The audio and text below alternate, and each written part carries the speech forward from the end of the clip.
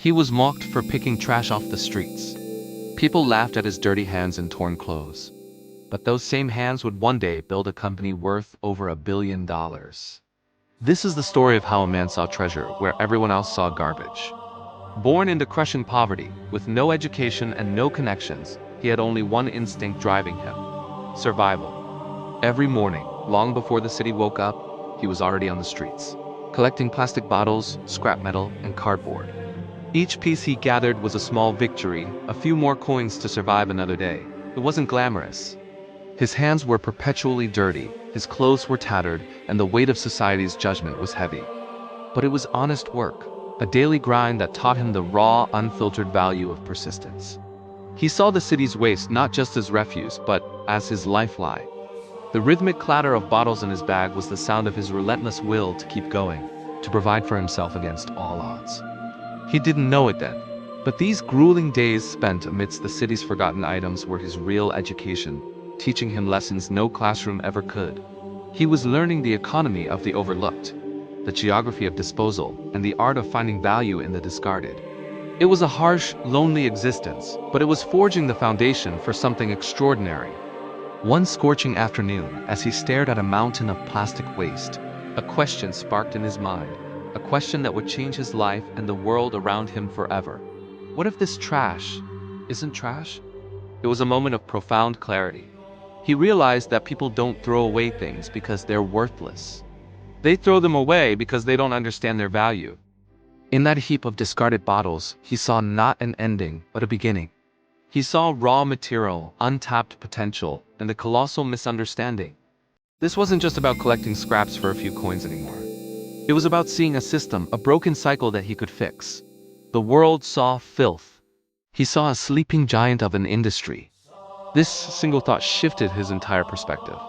The garbage wasn't a symbol of his poverty.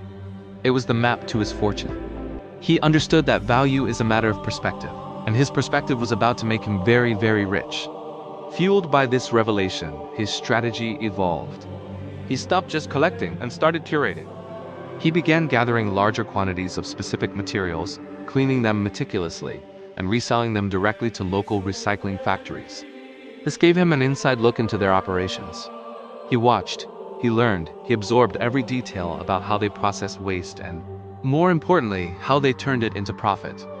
The idea began to solidify: why work for the system when he could build a better one? He decided to start his own recycling company. Of course, everyone laughed.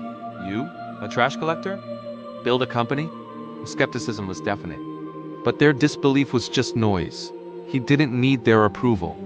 He had a vision. He knew this journey would be long and arduous, but his resolve was unshakable. While they saw a dreamer with dirty hands, he saw a future built on the very things they threw away. His persistence was his only investor, and his ambition was his business plan. The laughter would soon fade, replaced by the humming of his own machines. With every setback, he grew smarter. Every failure was a lesson, every closed door a new direction. He started with a small, rickety shed and a few second-hand machines he pieced together himself. Day and night, he worked, turning that humble shed into a full-scale, efficient operation. Then came the breakthrough he'd been fighting for: a massive contract with a major corporation to handle tons of their industrial waste. That single deal was the tipping point. His operation exploded. He went from being a lone worker to a boss of hundreds. His company's name, once a whisper in a small neighborhood, became known across the country and then internationally. The journey was a whirlwind of growth. Trucks bearing his company logo became a common sight, a symbol of his relentless drive. His workforce wasn't just employees. They were a team, people who shared his vision of turning waste into worth. The small shed was now a memory, replaced by a sprawling, modern factory, testament to his incredible transformation from a street-level survivor to an industrial leader.